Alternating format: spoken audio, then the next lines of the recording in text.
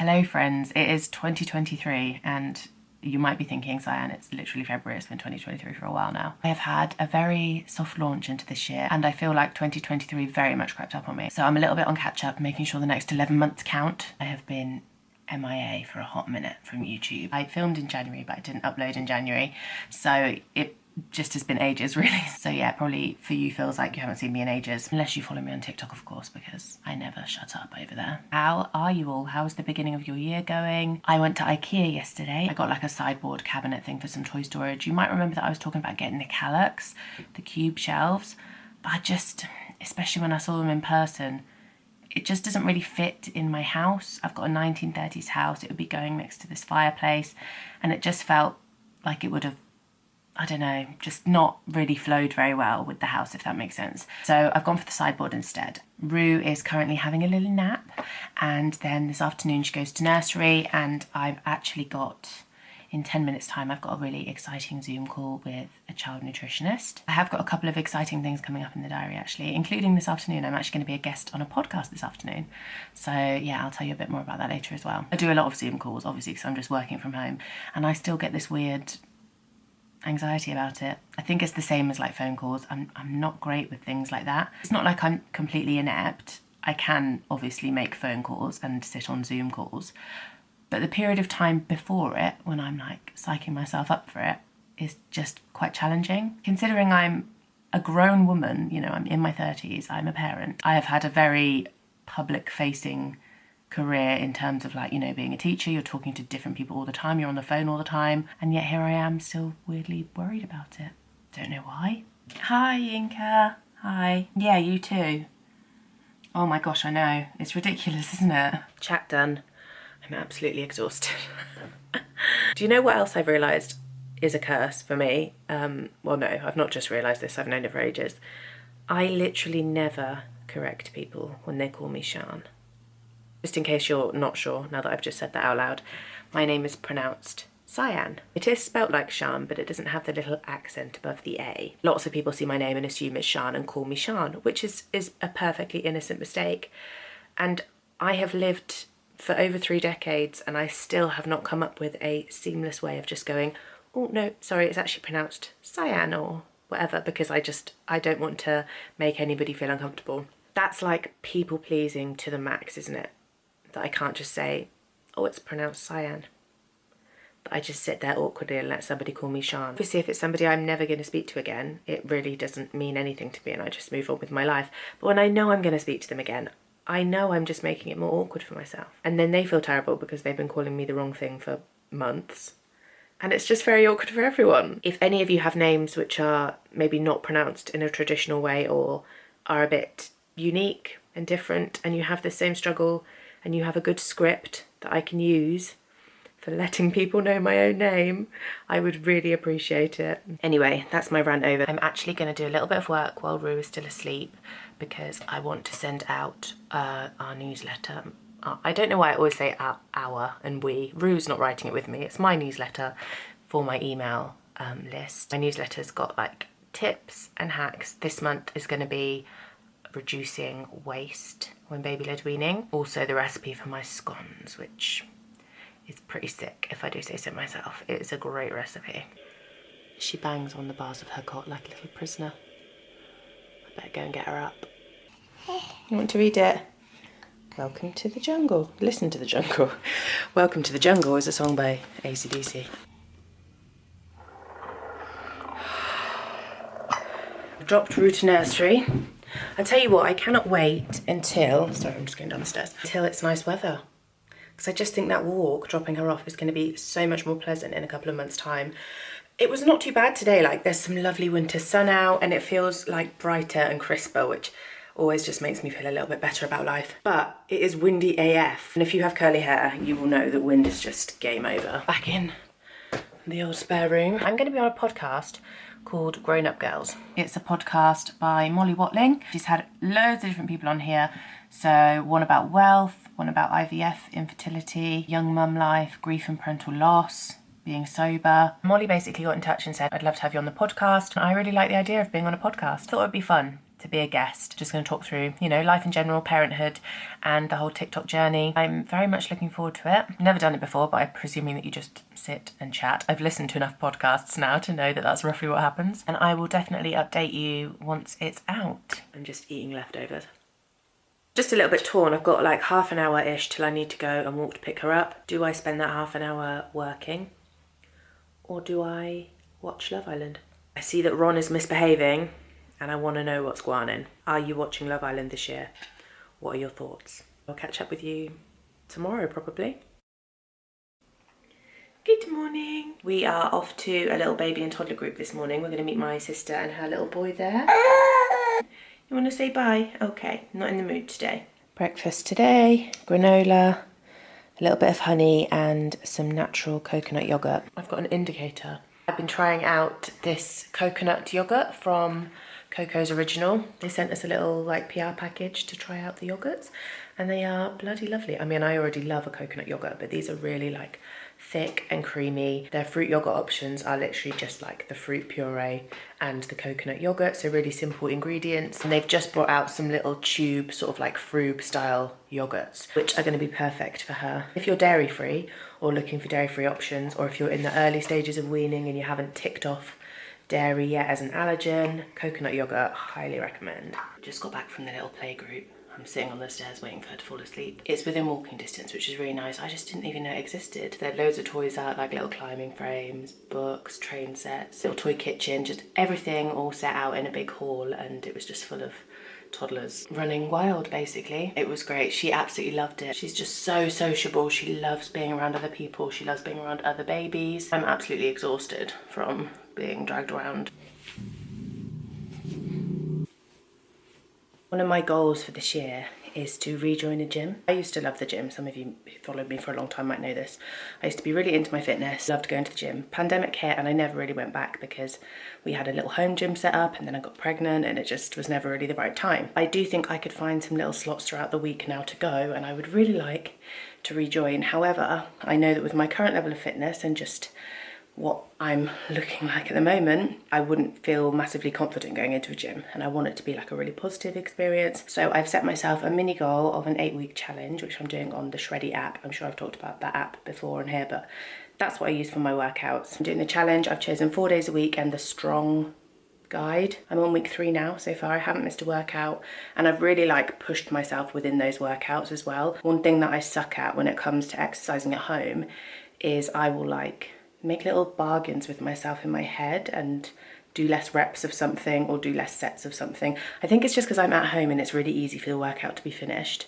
But when I get tired or if I'm out of puff, I'm like, oh, I'm just gonna do 8 of those instead of 10 or 12. Or, okay, if I do 12 of these, then I'm gonna skip the next exercise. I don't even know why I do it, but I just cop out basically. I have been really strict with myself so far, making sure that I actually stick to all the sets and reps in the program, making sure that I'm really challenging myself with the weight so that I'm actually like, you know, it's like an intentional workout rather than me just doing a half-assed effort basically. And if I stick to the 8-week challenge all the way through, then I can rejoin a gym. That's like my little reward at the end of it. So yeah, I'm really looking forward to doing that and I have actually been enjoying it and I'm already feeling so much better in myself. Like I'm noticing changes. I haven't been weighing myself. I'm just basing it off how I feel, which so far is really good. I'm proud of myself because I've stuck to it for 2 weeks. And when I look in the mirror or how I feel in my clothes, which again has been really positive. It really is just so much easier for me to do it while she's asleep because she likes to be helping and all up in my business when she's awake. It's not impossible, but it adds quite a lot of time onto my workout and she will get like grotty halfway through because she wants my attention and I just feel like it's not really fair. So I don't mind like starting a workout just before nap time. I'll do like 20 minutes, put her to bed and then finish it off. Or the other way around, I'll do like 20 minutes of a workout, get her up from a nap and then finish it off. But I don't really like to do like the whole thing with her there because she just gets bored and it's harder for me and it's just not pleasant for either of us.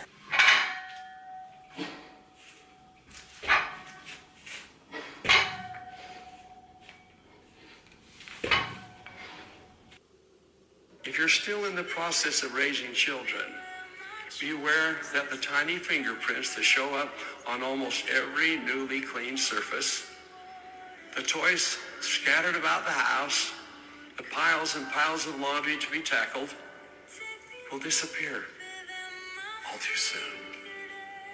And that you will, to your surprise, miss them profoundly. Don't mind me, just crying.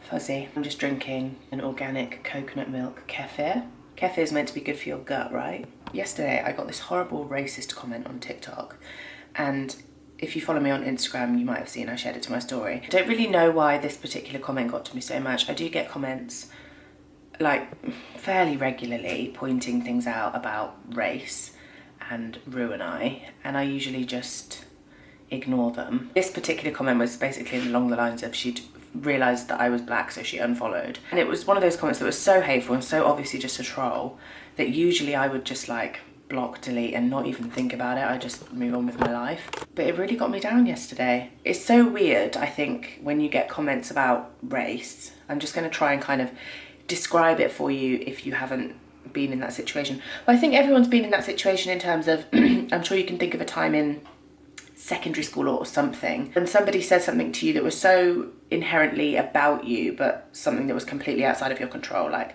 something to do with your looks, and it just makes you feel like you've been punched in the gut. I don't know, it just really takes the wind out of your sails sometimes. And I think even more so when it's to do with like Rue and I'm aware that she is obviously a different colour to me. She's much more white passing than I am. Now obviously on a base level I don't care. I look at my daughter and I think she is the most perfect thing. There is not a thing I would change about her. And also she is very like me. We have so many of the same mannerisms. I see myself in her in so many ways, but obviously the thing that people see on face value is just, oh, they're a different colour. And I think like historically people are probably quite used now to seeing a white mum with mixed children, but when it's flipped the other way round, people are very, you can see the questions on their faces. Sometimes I'll be out in public and I say something like, give that to mummy, and I can see people looking at us like, oh, okay, that's the deal. And it's funny actually because I spoke to my mum about this, I can't remember when it was. It's really funny having people look at you and they maybe assume that you're not that child's parent. And she said, well, I had that with you guys. I know that my nan had some really horrible derogatory comments from other people her age when I was born. Obviously now all those mixed race babies have grown up and are having their own babies. And I think, you know, it is more common to see mixed people with either lighter children or darker children, whatever it may be. I don't know. I don't even know why I'm talking about this here. I just think it's a really complex issue and I think it's like maybe one that people don't think about so much. Anyway, the woman who left that comment was obviously a miserable bitch. It did like weirdly trigger something in me yesterday and I just kind of went to ground. I just came off my phone, to be honest. I caught up a little bit on Love Island. I cleaned. That tends to be what I do if I feel stressed about something, is I'll go into like hyper cleaning mode. So my living room was sparkling but my brain was scrambled. That's done.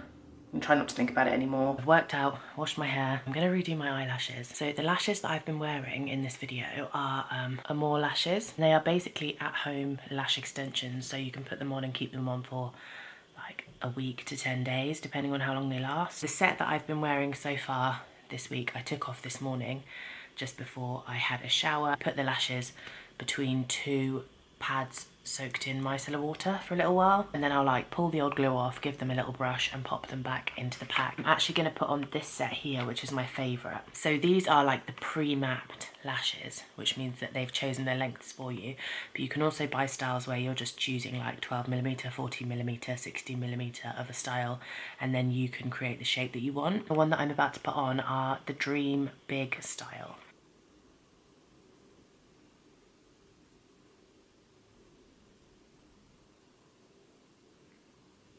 So that is them applied.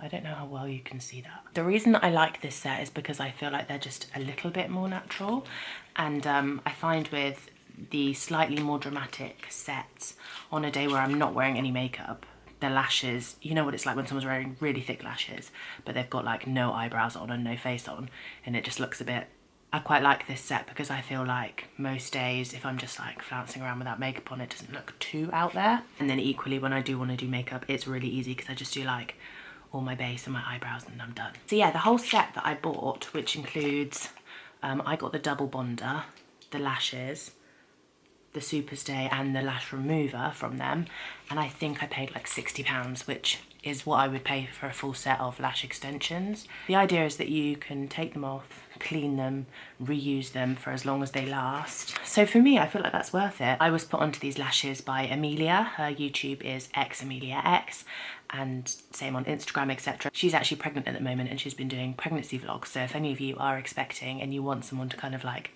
be on the journey with, I loved watching pregnancy vlogs when I was pregnant, so I still love watching them now, to be honest. She was raving about these lashes on her Instagram and I completely agree with Amelia. I think they're great. I don't have 2-3 hours to go and sit and get lash extensions done. It's just like a really nice middle ground because I can have just a day where I'm not really making any effort and still feel like a little bit nice, which does make a massive difference in mum life, I find, because you don't get as much time to take care of yourself. So, you know, when you look in the mirror and you literally look like a troll that lives under a bridge, it can be a little bit disheartening. See, hair dry, no makeup, just the lashes, and I feel somewhat human. If you're wondering why I'm always wearing this jumper, it's because it is literally the best jumper in the world. I have not been able to find, they do this in other colours, but I've not been able to find this fit again. So it's got a real like big, this is a medium, but it's so oversized, it's got a real drop shoulder. But now when I search this online, it's quite a different style. Like it doesn't have the drop shoulder, it's just like a regular sweatshirt fit. It's the perfect everything jumper. I love wearing it around the house. So yes, I have worn it in all 3 of my last videos. And that's because I wear it probably every other day.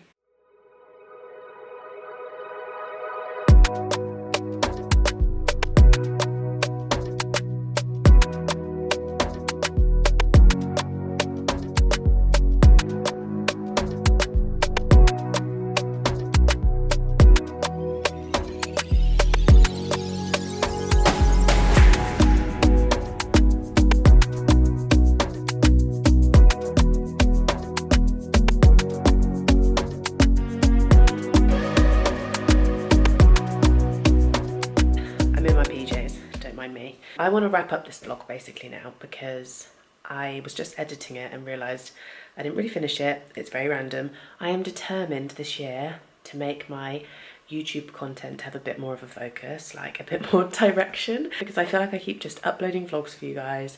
They're so random. It's like a mixture of like motherhood, fitness, lifestyle, but not really any of those things, and I just feel like it's always a bit bleh. And it means that I end up filming things, like I film so many vlogs that I never upload because I watch them back and I'm like, what value is this bringing to anybody's life? Do you know what I mean? That's sort of besides the point, but basically I just wanted to come on and sign off and also show you the IKEA cabinet because I did finally build it and it's basically finished. So here it is. Here is the cabinet in all its glory, and I want you to imagine that my walls are a different colour because I've decorated, and I've replaced this horrendous, well, I'm not going to replace it, but we'll get our electrician round to replace the wall light and the socket with black, nice fittings. This is the IKEA cabinet. It's called the Brimners, I think, and I'll insert a picture of what it's meant to look like here because I chose different handles for it. I went for these handles, which are also from IKEA. I can't remember the name, but again, I'll put them on the screen if I can find them. I did have to pilot some new holes, so I'm in the process of filling those. I've done like a first fill, and then I will go over and properly cover those up. But to be honest, obviously you don't really notice the holes too much. And then inside, I've sorted out a lot of her toys. These boxes are actually from Primark Home, like bamboo and linen. They're marked as £8, but they were actually £4 when I bought them. And you can see there that they are quite like structured. Basically has some kind of like ruler strap things that hold the sides up straight. But if I do it in here, I couldn't properly fit them in the top shelf. So I had to leave these ones saggy. But it doesn't matter too much because obviously I'm just shutting the door on them. And then I've got a couple of baskets underneath with some miscellaneous bits. That's like a craft box. Her puzzles on top, bit of our filing over there. I'm very glad to have that all tidied away. In the toy rotation boxes, I've tried to include a variety in each, so some wooden toys, some plastic toys, some puzzle-based toys, cause and effect electric toys, variation in each, so that whatever basket I pull out, there's like loads of stuff for her to look into. It's not a perfect system, I still think I'm going to tweak it, but I'm so glad to have it all sorted in there. And obviously I went through all her toys and was able to throw stuff away that she's not playing with, pack some stuff away that's for younger babies because we may need them again one day. That is that. I really hope you enjoyed this one. Thank you so much for watching if you did. If you have any ideas or like things you'd like to see from me, or should I just carry on vlogging? Should I do more motherhood stuff, etc.? A lot of you might not be parents, so you might not even care about the baby stuff. I would also love to start sharing some more like sit down videos, advicey based videos, chatty videos, because I feel like that's kind of what I'm good at, just like chatting. Is that something to be good at? Is that a talent? I don't know. Anyway, you guys can let me know in the comments. Thank you so much for watching. Hope you're all well, and I will hopefully see you very soon. Bye.